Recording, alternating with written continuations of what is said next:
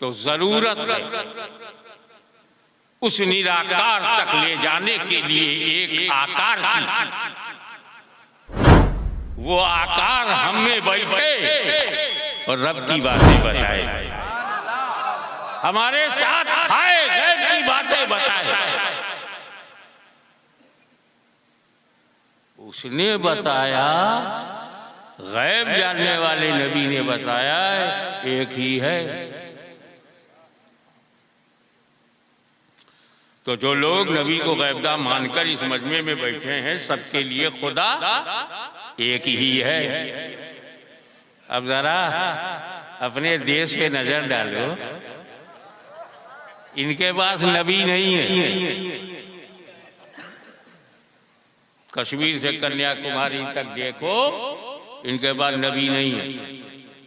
बहुत सी कथाएं हैं, कहानियां हैं, काल्पनिक बातें हैं, नबी नहीं। ये कहते भी नहीं कि फौरन नबी।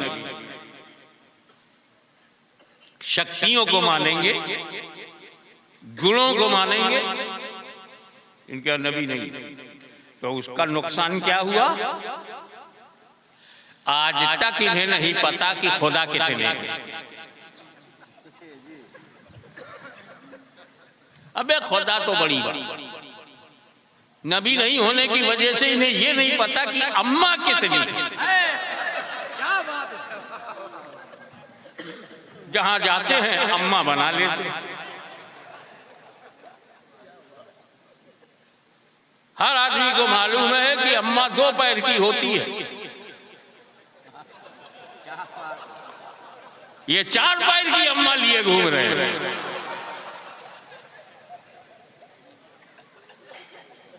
नबी नहीं है तो ये सब प्रॉब्लम आ गया। और ये खाली जबान से कहते, मन से अम्मा नहीं मानते। अम्मा हमारे पास भी है, जिसकी कोख से हमने जन्म लिया। तुम्हारी भी अम्मा है जिसके कोख से तुमने जन्म लिया। हम लोग लायक बेटे हैं, अम्मा का दूध पीते हैं, अम्मा का दूध बेचते नहीं। वो नालायक लड़के हैं जो अम्मा का दूध पीते भी है और बेचते भी है। अम्मा प्यार के लिए है, व्यापार के लिए नहीं। छेड़ोगे तो सुनना पड़ेगा। ऐसा मत समझना कि हुकूमत तेरी है तो मर्जी मुस्तफा की है। और जब तक धरती पर अली की औलाद है, तुमको जवाब मिलता रहेगा। नारा तकबीर, नारा रिसालत, हुजूर गाजी मिल्लत। सुभान अल्लाह, सुभान अल्लाह। अब आप जब मोमिन बनते हैं तो कहते हैं आमना बिल्लाहि व मलाइकतिही व कुतुबिही व रुसुलिही वल यौमिल आखिर। और ये सब गायब है। अल्लाह गायब, उसके रसूल गायब, कुतुब साबिका गायब, कयामत गायब, महशर गायब, जन्नत गायब, दोज़ख गायब, कयामत गायब। और जब तक गायब पर ईमान ना लाओ, मोमिन नहीं। युमिनूना बिल गायब, ईमान लाओ बे देखे नबी के कहने पर, क्योंकि नबी गैबदां है, वो कहेगा तो 100% सही। इतना तो अबू जहल भी मानता था। For your kind information, Abu Jahl भी नबी का माना जानता था। नबी का अर्थ क्या है, मीनिंग क्या है, मतलब क्या है, ही न्यू, वो जानता था। तभी तो बड़ी दूर से मुट्ठी में कंकरी लेके आया। अगर तुम नबी हो तो बताओ मेरी मुट्ठी में क्या है। हम छुपा के लाए हैं, नबी वही है जो छुपे को देखे। हम ढांक के लाए हैं। नबी वही है जो ढकी बात देख ले। यानी अबू जहल भी नबी का माना जानता था, सिर्फ उसे नबी नहीं माना। अब फर्क देखो, उसने नबी नहीं माना मगर नबी का जो मतलब है वो मान लिया। एक ये है, नबी मानते हैं उसका माना नहीं मानते। यानी अभी अबू जहल तक नहीं पहुंच पाए, सिद्दीक़ अकबर तक क्या पहुंच गए।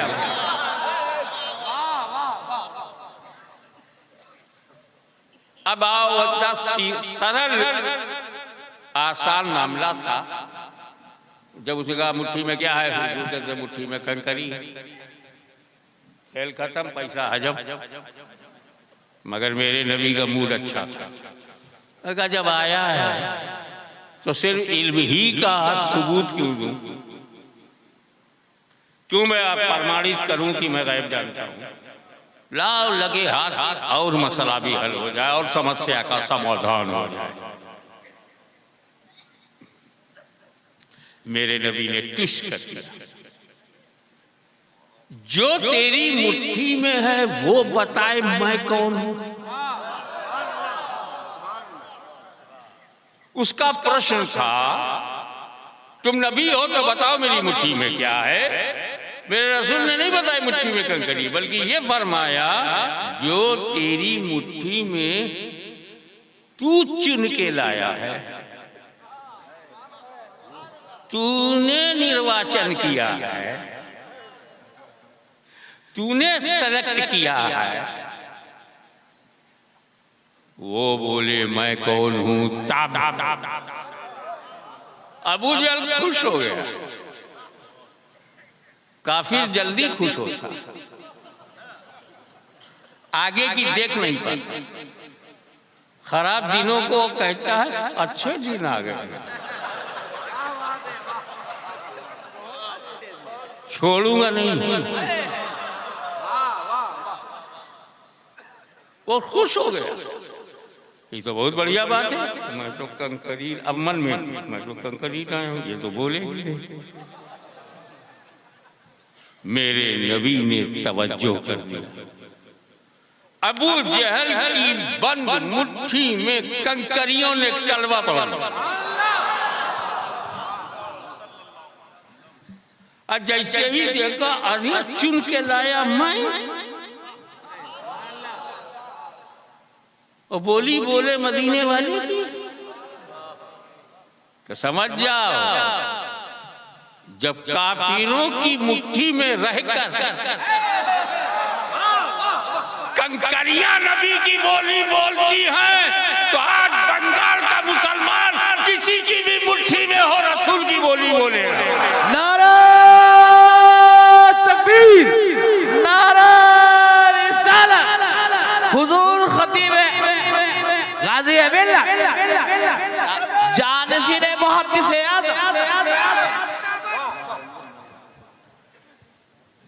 एक मैं मंच पर बैठे हुए महानुभावों से ये कहूंगा कि आप नारा ना लगा। मंच पर जो बैठे ये बड़े सिलेक्टेड लोग,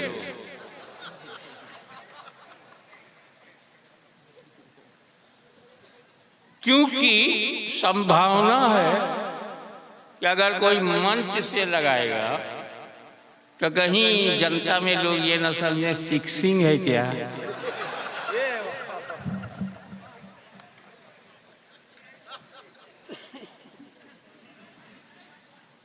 तो क्रिकेट में फिक्सिंग हो सकती है, रसूल की चौखट पर फिक्सिंग नहीं है।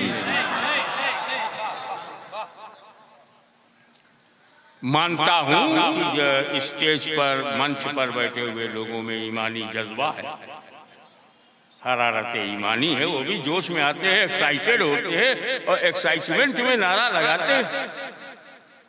बुरी बात नहीं है। मैं सोचता हूं क्या मंच पर बैठे हुए लोगों में सुन्नियत की गर्मी है? ये हमारे जलसे में बैठे हुए नौजवानों के सीने में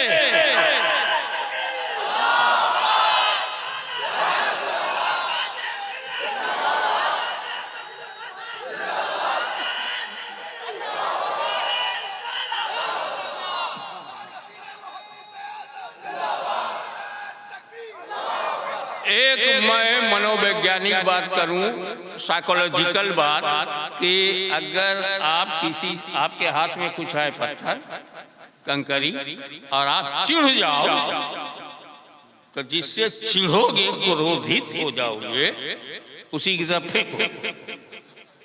अबू जहल घबरा गया, मैंने कलमा नहीं पढ़ा, मैंने जिसे अपना समझा।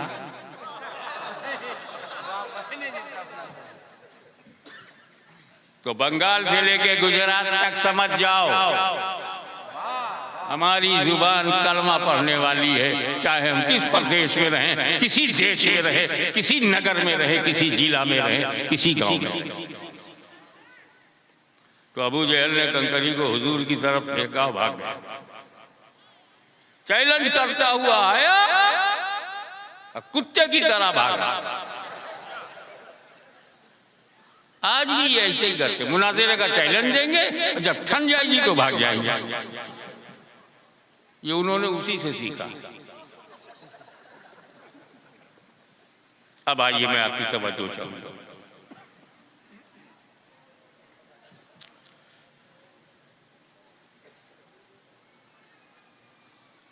मुट्ठी अबू जहल की, कंकरी उसकी चुनी हुई, बेजान कंकरी, उसने कलमा पढ़ा। ये गैब का मामला बड़ा एतबारी है। इस पॉइंट ऑफ व्यू से देखो, उस पॉइंट ऑफ व्यू से, इस दृष्टिकोण से क्या है, उस दृष्टिकोण से क्या है, कैसे? अगर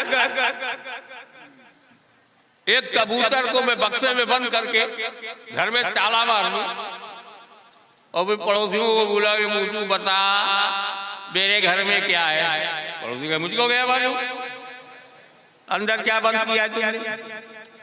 तो बाहर वालों के लिए जो बकस में है वो गैब है। अबे तो जो बकस में है उसके लिए बाहर वाले गैब है। वो कबूतर को बक्से में रहकर क्या मालूम बाहर वाला। तो जब कंकरी मुट्ठी में बंद है तो रसूल के लिए कंकरी गैब और कंकरी के लिए रसूल गैब। अब जब कंकरी ने कलमा पढ़ लिया, गोया गैब में रहते हुए अपना गैब समझ लिया, ये नबी हैं, इनका कलमा पढ़ो। तो मामूली कंकरियां अपने गैब को बताए, मेरा नबी यही कहना चाहता, अबू जहल तू ये जानना चाहता है कि मुझे इल्म गैब है कि नहीं? जा, आज मैं ये साबित करूंगा, मैं जिस पर नजर डाल दूं वो गैब की बोली बोलने लगे।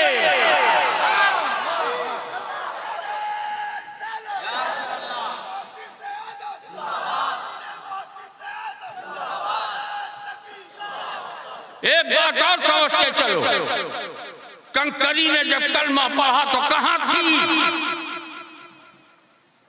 अबू जहल की मुट्ठी में। अबू जहल की मुट्ठी में। किसके कंट्रोल में? अबू जहल के कंट्रोल में। अबू जहल कौन था? काफिर था, काफिर के कब्जे में, काफिर के कंट्रोल में, काफिर की मुट्ठी में, काफिर के अख्तियार में, काफिर की पकड़ में, काफिर की गिरफ्त में, काफिर के इख्तियार में, काफिर के अख्तियार में, काफिर की मुट्ठी में बंद है। लेकिन जब इल्मे गैबे मुस्तफा को चैलेंज किया गया तो कंकरी ने नहीं देखा मैं किसकी मुट्ठी में हूं, कंकरी ने नहीं देखा मैं किसके कब्जे में हूं, कंकरी ने नहीं देखा मैं किसके पावर में हूं, किस वातावरण में हूं, किस माहौल में हूं, किस जगह हूं, किस कब्जे में हूं, किसकी मुट्ठी में बंद हूं, किसकी कैद में हूं। कंकरी ने नहीं देखा मैं किसकी कैद में हूँ। जब रसूल की इज्जत पर, उनकी मानव मर्यादा पर हमला किया गया तो कंकरी ने नहीं देखा मैं किसकी मुट्ठी में हूँ। आज बंगाल की इस पवित्र धरती पर हम अल्लाह को हाजिर नाजिर जानकर कसम खाते हैं, अगर रसूल पाक की इज्जत पर किसी ने हमला किया हम भी नहीं देखेंगे किसकी मुट्ठी में। नारा तकबीर, नारा रिसालत, हुजूर गाजी मिल्लत, सुभान अल्लाह, सुभान अल्लाह। ये कंकरी से हमने सबक सीखा, जब बात नबी की आ जाए तो मत देखो किसकी मुट्ठी में हो, मत देखो किसके जिले में हो, मत देखो किस देश में हो, मत देखो किसके कब्जे में हो। तो आज हम भी कसम खाते हैं, अगर हमारी जिंदगी में कोई किसी ने नबी पर हमला किया हम भी नहीं देखेंगे हम किसकी मुट्ठी में, हम भी नहीं देखेंगे किसके कब्जे में है, हम भी नहीं देखेंगे कि भाषा क्या है, गुजराती भाषा है मराठी, बंगला भाषा है या उड़िया, हम सिर्फ अपने नबी का चेहरा देखेंगे। मिलेगा ऐसा करोगे, नबी की बोली बोलोगे, हर जगह नबी का कलमा पढ़ोगे तो मिलेगा। अरे बाबा जब कंकरी की नकल करोगे तो जो कंकरी को मिला तुम्हें भी मिलेगा। क्या मतलब? जब तक चुप थी, देखे कितने लोग कैच करते हैं, जब तक कंकरी चुप थी अबू जहल की मुट्ठी में थी, नबी का कलमा पढ़ा आजाद हो गई।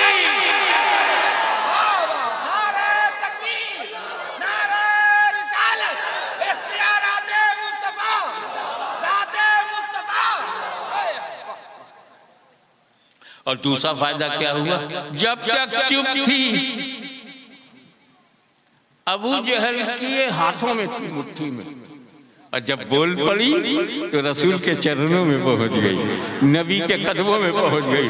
अगर तुम चुप रहोगे तो काफिर के कब्जे में रहोगे, और नबी की वफादारी का नारा लगाओगे तो नबी के कदमों में पहुंच जाओगे, नबी के चरणों में।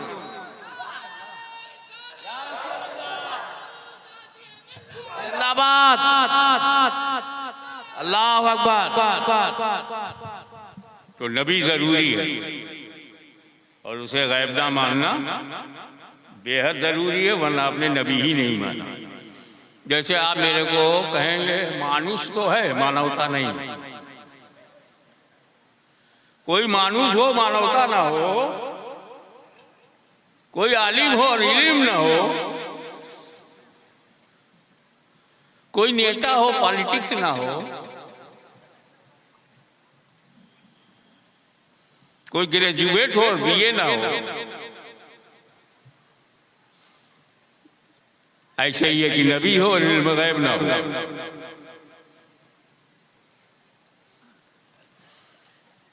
नौजवानों को कैसे समझाऊं? इतना तो तुम जानते हो कि नबी अरबी वर्ड, इसकी इंग्लिश है प्रॉफिट। अब प्रॉफिट की मीनिंग है प्रोफेसी करने वाला, और प्रोफेसी करने वाला माने भविष्य की बात बताने वाला।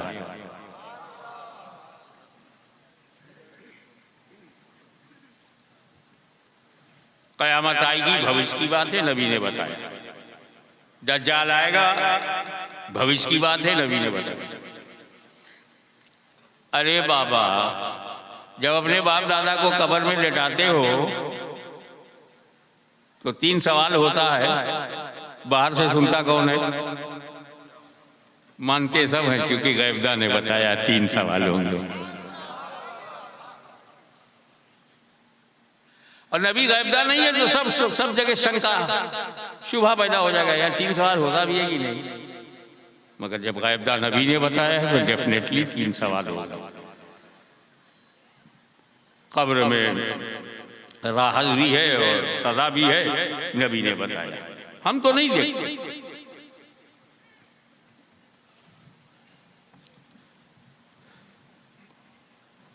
भविष्य की बात बताने के लिए एक शब्द और है, ज्योतिषी, ज्योतिष विद्या, नुजूमी।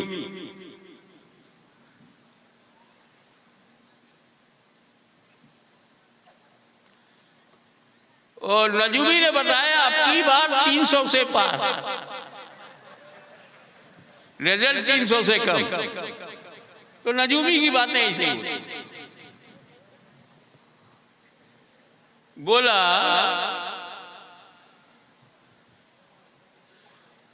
अगले महीने में लड़का पैदा होगा, लड़की पैदा होगी।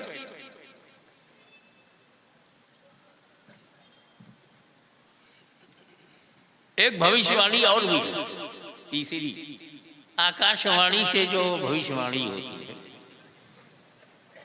मौसम का हाल बताते हैं। अगले 24 घंटे में बूंदाबांदी की संभावना है और झमाझम बारिश।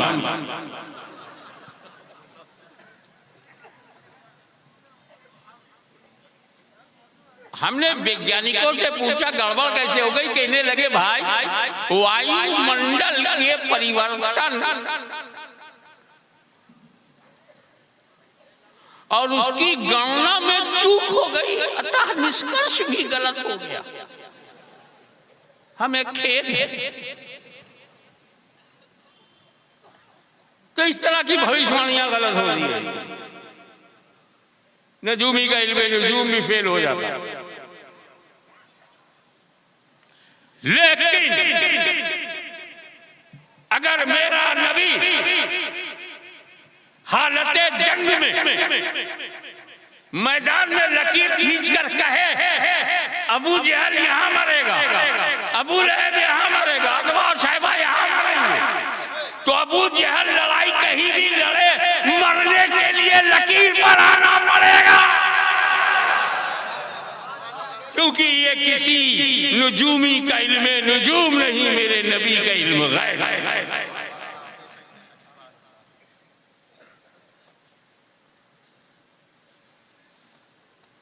अब आइए नबी का करम देखिए। एक जमात दिया सहाबाए कराम और अपना परिवार दिया अहले बैत।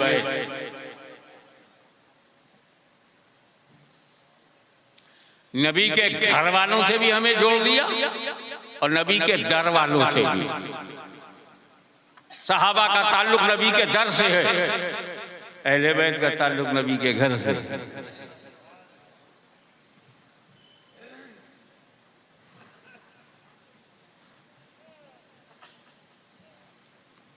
इतिहास साक्षी है कि जब इस्लाम को फैलाना हुआ तो रसूल पाक ने सहाबा को 64 मौका दिया, अवसर मिला। बद्र में, उहुद में, खैबर में, खंदक में, यरमुक में सहाबा को मौका मिला इस्लाम फैलाने।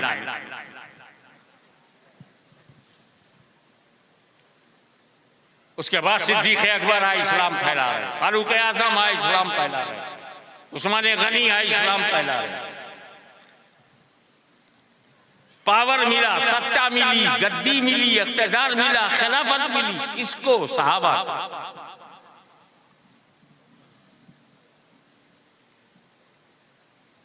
इसमें कहीं हसन हुसैन नहीं दिखाई पड़ रहे।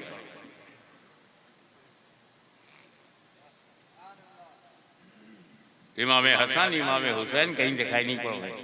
उनको इस्तेमाल नहीं किया रसूल, छोटे रहने।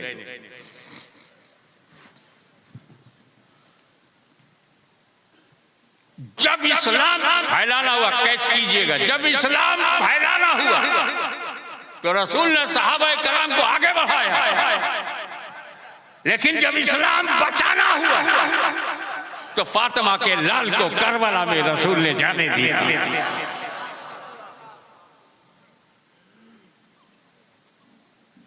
इस्लाम फैलाना भी बहुत बड़ा काम है, मगर इस्लाम बचाना बहुत बड़ी बात है।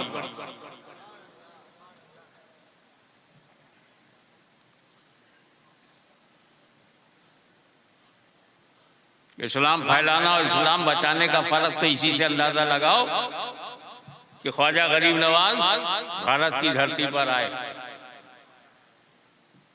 तो जैसे ही अजमेर पहुंचे, राजा के सिपाहियों ने कहा कि आपके ऊपर प्रतिबंध लगा हुआ है, पानी पी नहीं सकते। मुरीद ने जाके बोला, सरकार पाबंदी लग गई, अना सागर का पानी हम नहीं पी सकते, राजा के घोड़े पिएंगे, राजा के सिपाही पिएंगे। गरीब नवाज मुस्कुराए, बेटा पानी पे प्रतिबंध ये पहली बार नहीं है। मेरे दादा को करबलाए मोहल्ला में नहरे फरात के पानी पे यजीद ने प्रतिबंध लगाया था। फर्क इतना था, उस वक्त यजीद ने लगाया था, आज पलीद ने लगाया।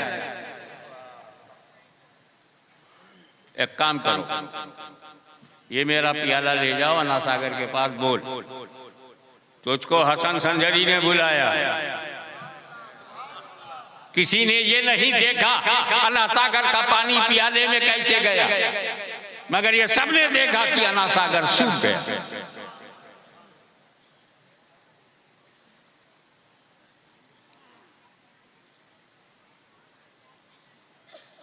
अब घबराहट हो गई, राजा की बुनियादें हिल गईं।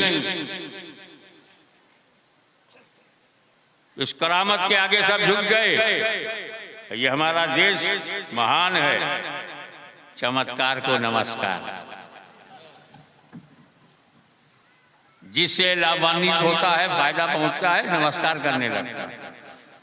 चांद को नमस्कार, चंद्रमा नमस्कार, सूर्य नमस्कार।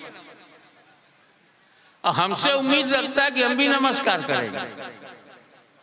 अरे मैं उस सूरज का नमस्कार कैसे करूं जो मौला अली के लिए पश्चिम से पूरब लौटाया, जो मेरे मुर्शिद के इशारे पर डूबा हुआ सूरज पलट सकता है। तो सूरज ने तो खुद अली को नमस्कार किया। तो हम लोग अली के मुरीद हैं, गुलाम हैं, वो हमें नमस्कार करें। चमत्कार को नमस्कार आकर के सब आत्मसमर्पण कर दिया, पैरों पे गिर पड़े, माफ कर दो, क्षमा कर दो। क्या समझे, ये मारना भी जानते हैं, पैरों पे गिरना भी जानते हैं। बस तुम अपने को बदल लो, तुम अपने अंदर वो रूहानी ताकत लाओ कि इन्हें भी तुम्हारे कदमों पे गिरना पड़े।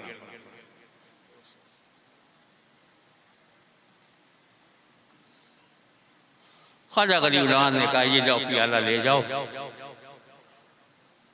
और अना सागर में डाल दो। ये किसी ने नहीं देखा कि प्याले से पानी कैसे निकला, पर सबने देखा अना सागर लबालब भर गया। यहां ये पूछा गया कि गरीब नवाज पे पाबंदी लगा दी गई पानी की, तो करामत के जरिए उन्होंने अना सागर का पानी अपने कैंप में खिंचवा लिया। इमाम हुसैन पर जब पाबंदी लगी थी तो उन्होंने नहरे फरात के पानी को अपने खेमे में क्यों नहीं खिंचवाया? हमने कहा ये अलग अलग ड्यूटी है, समझ नहीं पा रहे हो, क्योंकि तुम लोग ड्यूटी तो अदा ही नहीं कर रहे। तुम क्या जानो वैल्यूएशन ऑफ ड्यूटी क्या है और ड्यूटी का महत्व क्या है, उसकी अहमियत क्या है। इमाम हुसैन की अलग ड्यूटी थी, ख्वाजा गरीब नवाज की अलग ड्यूटी थी। अलग अलग सुन लो। ख्वाजा गरीब नवाज भारत की धरती पर इस्लाम फैलाने आए थे, फैलाने आए थे। फैलाने के लिए करामत चाहिए और हुसैन करबला में इस्लाम बचाने आए थे। बचाने के लिए इस्तिकामत चाहिए। उलमा जानते हैं इस्तिकामत फौकल करामा, इस्तिकामत करामत पे भारी।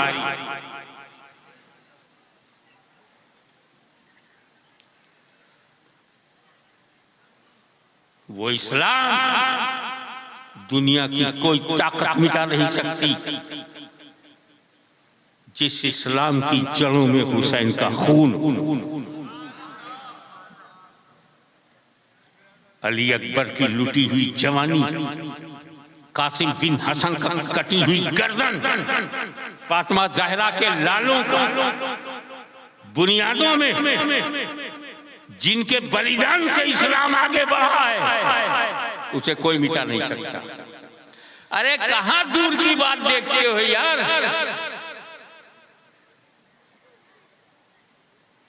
एक मुल्क सत्ता के नशे में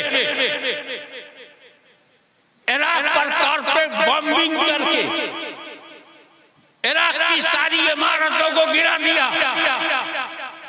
मुसलमानों की बेबसी और बेकसी जब अर्श इलाही से टकराई तो कुदरत ने दूसरा मंजर ये दिखाया कि दुनिया की अगर एक सुपर पावर इराक में बमबारी कर सकती है, मुसलमानों को तबाह कर सकती है, तो इसी दुनिया की दूसरी सुपर पावर रूस यूरोप की तमाम बिल्डिंगों पर बमबारी कर सकता है। इतिहास अपने को दोहराता है। मुझे बताना यही है कि हमारे पास नबी है और वली।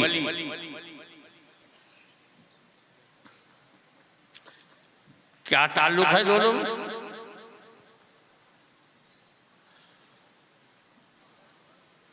देखो, ऐसा कानून है, ये प्राकृतिक नियम है। असल तक ना जा सको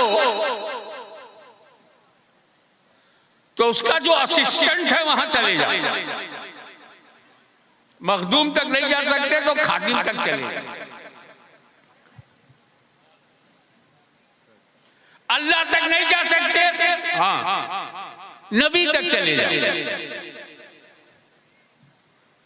इन्नी जाइलुन फिल अर्द खलीफा। आदम खलीफा है। खलीफा माने खलफ, पीछे, नायब, असिस्टेंट, रिप्रेजेंटेटिव। आदम आकार है, वहां तो जा सकते हो, अल्लाह निराकार है, नहीं जा सकते। तो जो लोग खुदा तक नहीं जा सकते, नबी तक चले जाएं, क्योंकि नबी खुदा का खलीफा है। तो जो लोग नबी तक नहीं जा सकते, वली तक चले जाएं, वली नबी का खलीफा है।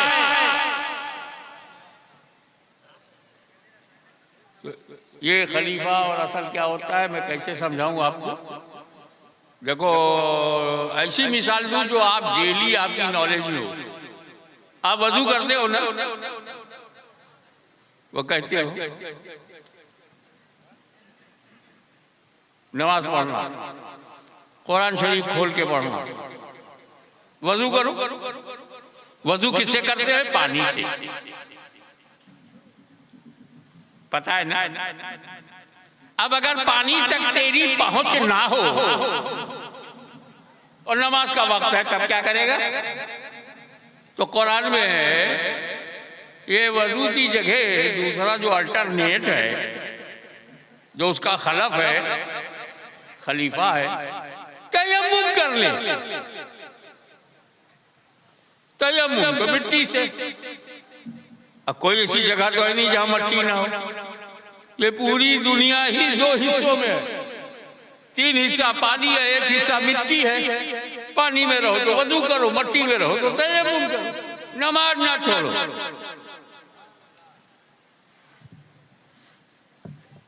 तयम्मुम वजू नहीं है, लेकिन वजू की जगह है। इसलिए वजू से जो काम तुम करते थे, तयम्मुम से वही काम करोगे।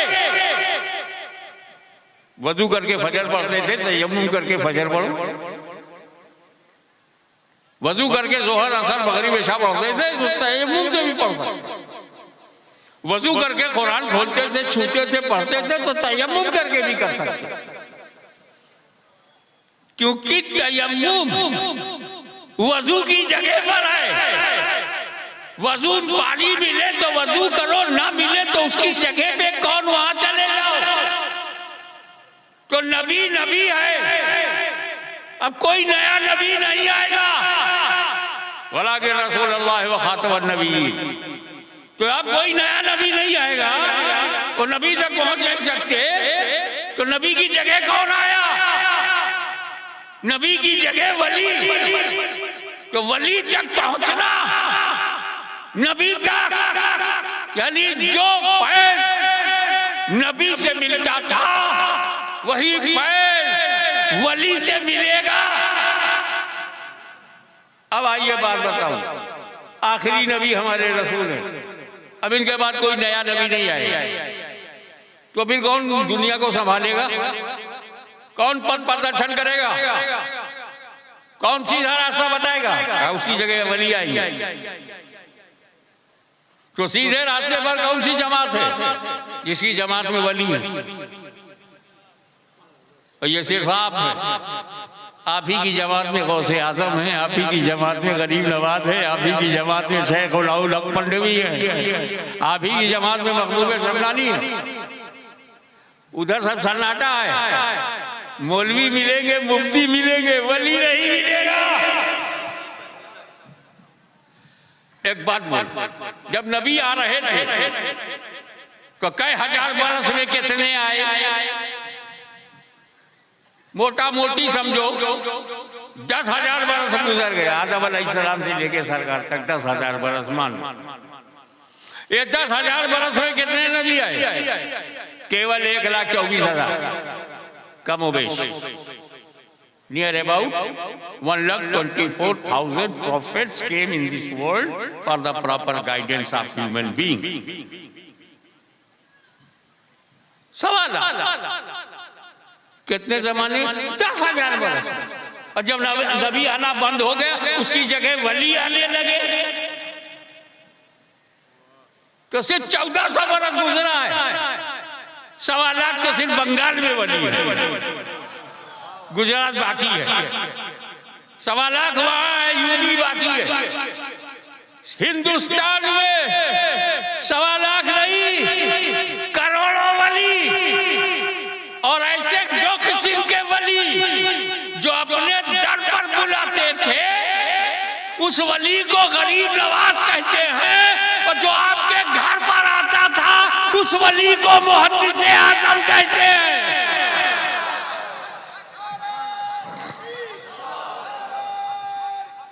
या रसूल अल्लाह जिंदाबाद जिंदाबाद, फैजान हुजूर मुहद्दिस आज़म, सुभान अल्लाह।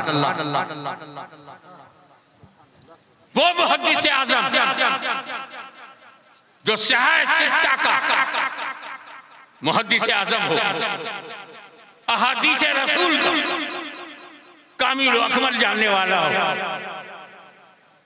जिसको साहिबुल इख्तिदार ने मुहद्दिस आज़म कहा, जिसको मुहद्दिस सूरजी ने मुहद्दिस आज़म कहा, जो इमाम अहमद रज़ा का भरोसा हो, जो सदुल अफाजिल का फख्र हो, जो आला हज़रत अशरफ मियां की अमानत हो, जो सुल्तानुल वाइज़ीन अहमद अशरफ की तरबियत हो,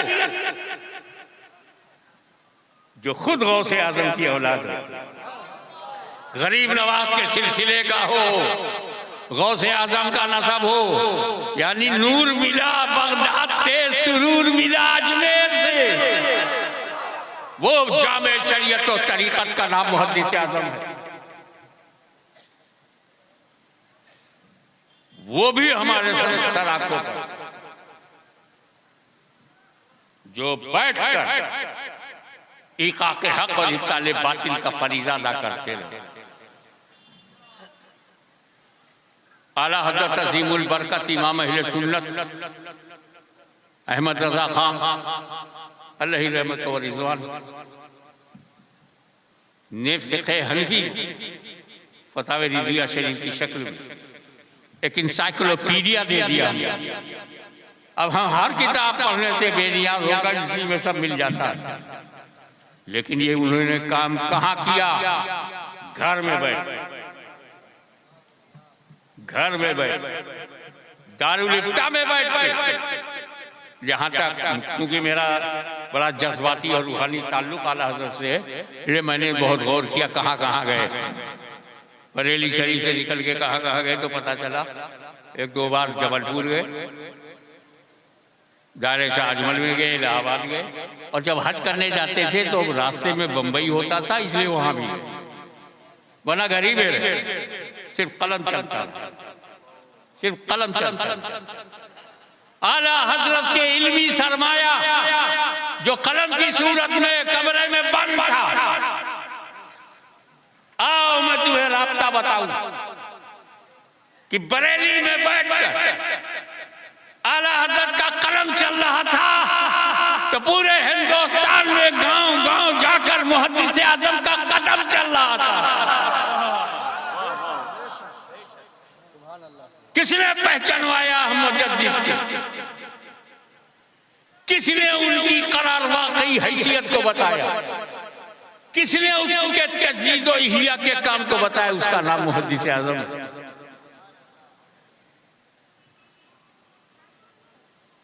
मुहद्दिस आजम ना होते तो अल्लाह जाने हम किन किन नेमतों से महरूम हो जाते।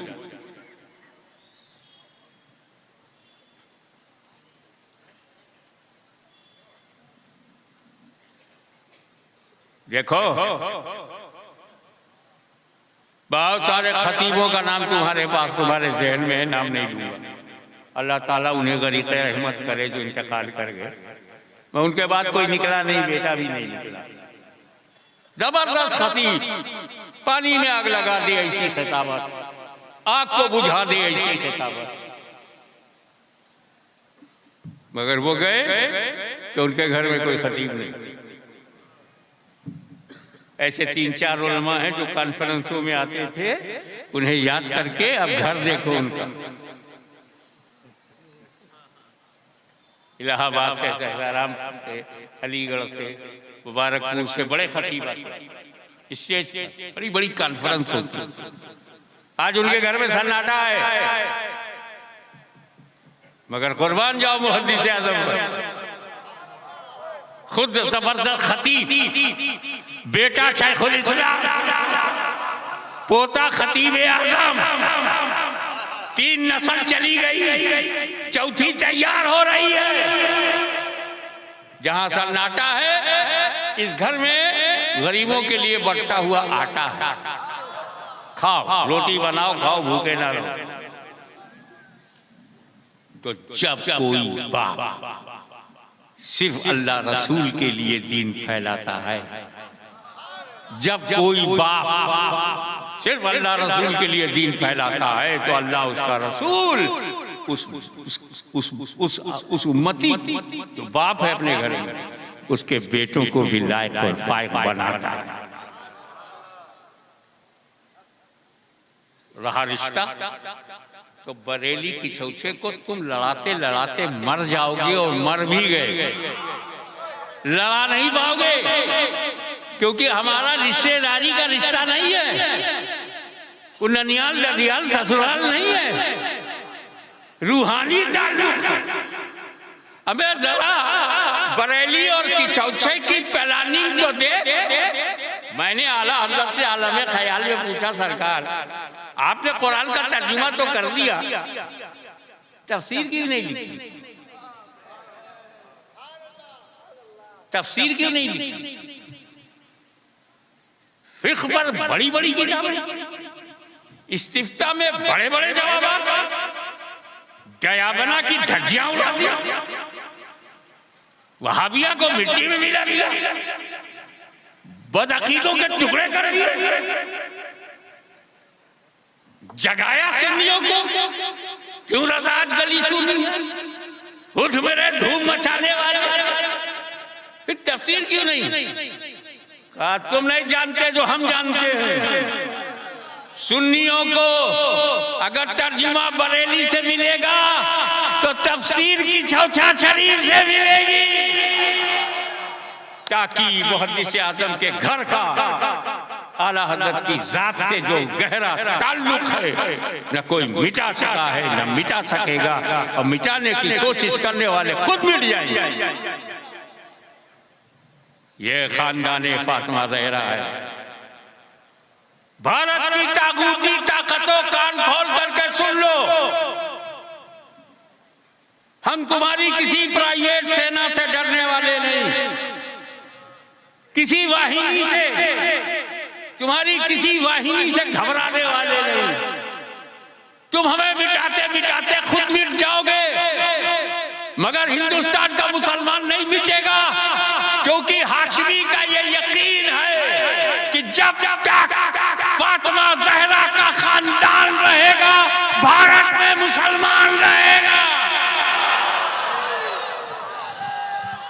या रसूल अल्लाह, जिंदाबाद जिंदाबाद, अल्लाहू अकबर, जिंदाबाद, अल्लाहू अकबर, या रसूल अल्लाह।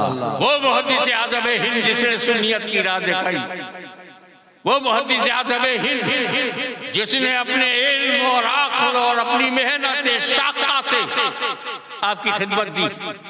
नहीं परवाह किया कि बैलगाड़ी से जाना है या पैदल जाना है, नहीं परवाह किया कि बैतुल खला टॉयलेट है कि नहीं है, नहीं परवाह किया कि नदियों में से जब बैल जाएगा तो क्या होगा।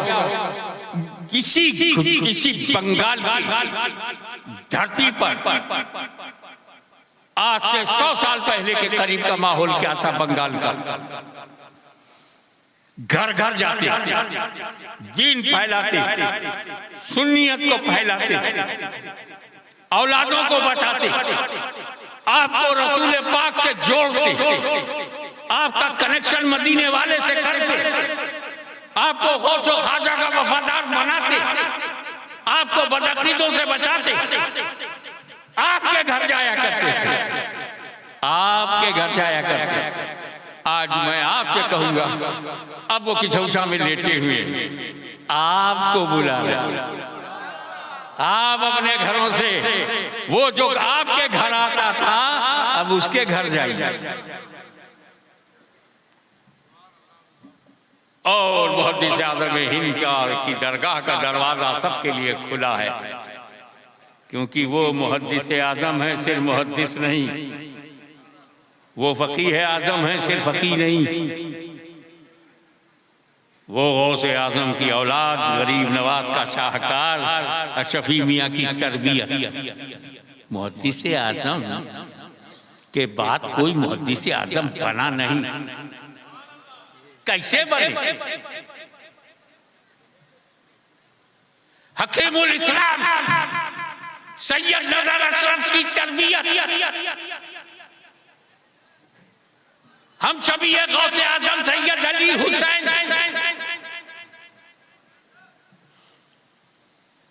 की परवरिश, सुल्तानुल वाइज़ीन अहमद अशरफ की तरबियत।